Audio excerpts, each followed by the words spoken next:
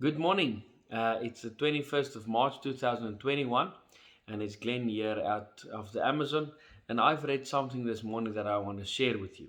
And Luke chapter 12, verse 4 and 5, it says, "And I say unto you, my friends, be not afraid of them that kill the body, and after that have no more that they can do. But I will forewarn you, whom ye shall fear. Fear him which after he hath killed hath power to cast into hell. Yea, I say unto you, fear him." Now, a lot of times I have heard from many preachers and pastors that the fear of God, in Proverbs it says like more than 20 times, the fear of the Lord is the beginning of wisdom. Fear ye the Lord and all that. And it is important, and a lot of people say that it is a respect that you have to have. Don't have to be fearful and tremble if you hear the name of the Lord. So it's not a bad fear, it's a good fear in a sense. But in this context where I read in Luke 12, it was absolutely, in context, it was compared with a fear, with a very, very big fear. Now, I know people here in the Amazon, some of the tribal people, and if you see them and if you see how they are fearful. If they go to war, they are fearful. I've seen people that deals with drugs. They're drug dealers. If you see them and how they go about and kill each other, and with the arms that they have, the arms that they have, you fear them. You fear them with a horrific fear, because you know what they do, and you've seen photos, you've seen things here in our region, how they've killed people, just slaughtered them like animals. And that's horrifying. It's fear. It's if you see these people, you start to tremble. And it says, but don't fear them.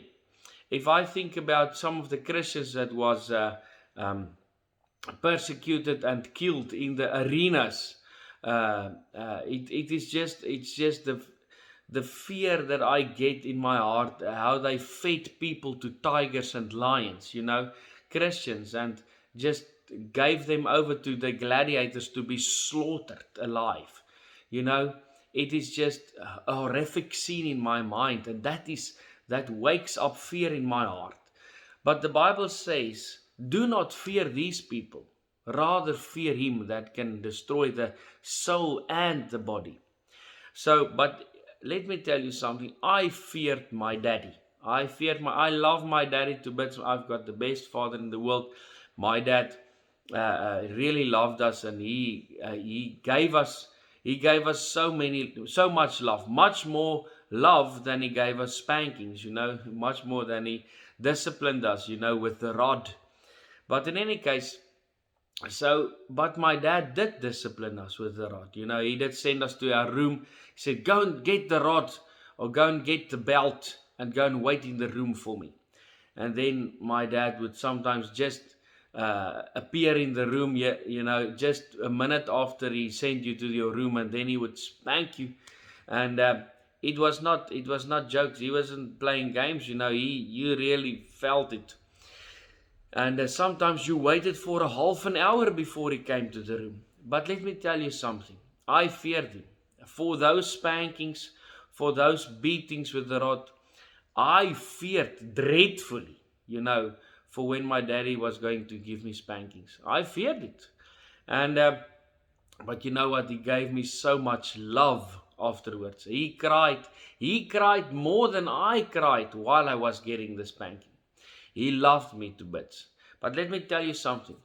When I was about until the age of 14, 15, I didn't even fear my teachers in school. I didn't fear my friends in school. There was just no fear towards anyone, because in my mind, the biggest, strongest, wildest, most courageous man in the world was my daddy, because I feared him. I feared him in a good sense, respected him and loved him to bits. But let me tell you, I also feared him. And it's like in the context here, we have to fear God instead of fearing men or fearing people that's got power. If we fear God so much, we won't think about fearing people around us. My friends, the guys in school that was big and strong and bullies, I never feared them because I knew my dad was there that could cover me up, that could back me up. And that is the thing. If we fear God so much, uh, um, then we won't fear any man. It will automatically come that the fear for men will disappear if we've got enough fear for God. The other day I've sat in my chair and I said to the Lord while I was having quiet time, I said to God, God, give me a fear for thee, so that I will tremble even if I think about sin. That I will be, that I will run away from sin because of the fear that I have for you. And that is the thing. If we fear God, then sin will be serious business for us.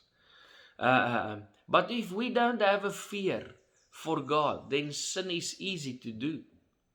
But I asked the Lord, I said, God, give me a fear for thee, that I will constantly think about thee, respecting thee, and not want to disappoint thee.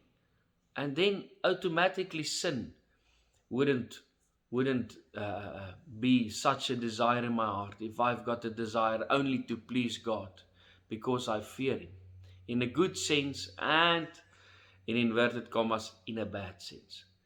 Ask God to give you a fear, a balanced fear, but a fear that is so big that you will fear no man. May the Lord bless you and keep you. Bye.